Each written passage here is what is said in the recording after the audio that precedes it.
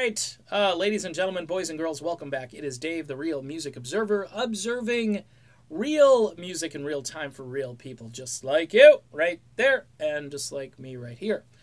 Okay, so today, Ultimate Classic Rock, in their continuing series of 5 reasons why so-and-so should be in the Rock and Roll Hall of Fame. Yesterday, they actually found 5 reasons for the 60s garage rock juggernaut MC5 for them to get into the Hall of Fame. If you don't know who they are, my response to them when I saw that on Twitter was, who? I know who they are. I've listened to their music. I wasted, I don't know how much time and probably damaged a good set of headphones. And it's just some of the worst music possible. Probably the reasoning for MC5 getting in is the fact that they really were bucking the establishment hard back in the 1960s, and they used quite a bit of profanity, especially when performing live, so that probably endears them to the Rock and Roll Hall of Fame.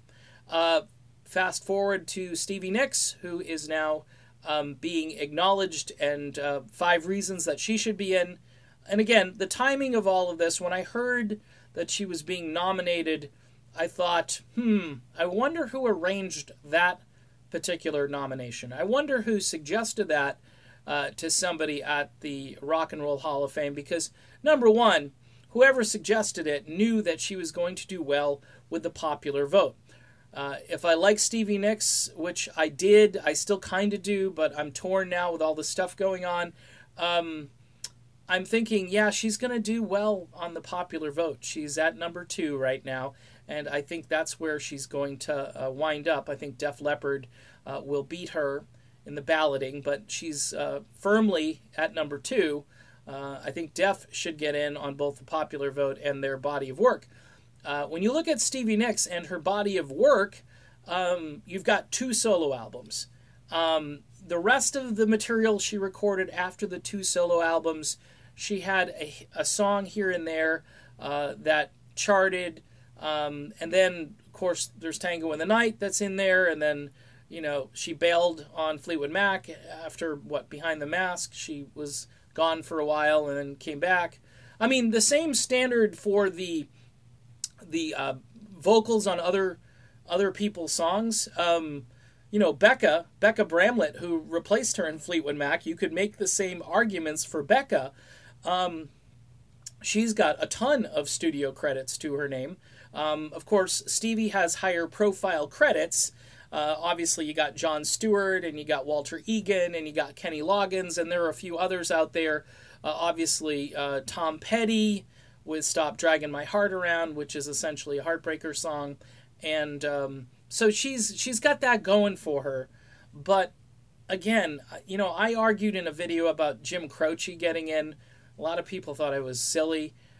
Jim Croce, all his own work, really big chart songs for Jim Croce, unfairly gets killed in a plane crash. You know, again, if you're using the Nirvana standard, I mean, Jim should be in, but Jim's not a rebellious punk. Jim is a quality singer, songwriter, guitar player. So, and his cohort, the guy who can't think of his name right now, but the other guy who's always on stage with him, he should be in the Hall of Fame too. But getting back to Stevie, you just kind of wonder, the timing of this obviously is there to kind of say to the current crowd of Fleetwood Mac fans and Stevie lovers, hey, look, you know, she's nominated to the Rock Hall of Fame. Lindsey Buckingham, he's not going to get nominated. I mean, his body of work will never reach the level of, you know, Hall of Fame. And I disagree with that. I think Lindsey Buckingham's solo work, especially using the typical Rock and Roll Hall of Fame standards, his work is eclectic, it's groundbreaking, it's interesting, it's kind of off the grid. He's had some, you know, pop songs in there, but he's also done some very intriguing and just groundbreaking music. So it's, by their standard, you think that Lindsey would be ahead of Stevie as far as getting nominated. So that's why I think this whole nomination thing, the timing of it, as a little suspect. And I think one person may have been responsible for that and made a phone call and said, hey, you know, this band, they're about to embark without Buckingham. Let's, you know, give Stevie a boost here. Let's make her a Rock and Roll Hall of Famer. That will give this Fleetwood Mac without Buckingham more credibility, and people will be flocking to see the soon-to-be Hall of Famer. By the way, the Rock and Roll Hall of Fame is in April. I believe Fleetwood Mac will still be on tour, or at least going over to Europe. I think they're still going to be wrapping up this so-called farewell tour. I don't know if it will be, but it shall be interesting to see if she gets in. If I'm a betting man, I say she's getting in, okay? So you heard it here first. It's not like a big prediction, but she'll get in because, you know, things just are going to work out that way. Okay, done with this video. A lot of content there. I could expand a lot more on certain points, but I think you get the drift. All right, see you soon, everybody.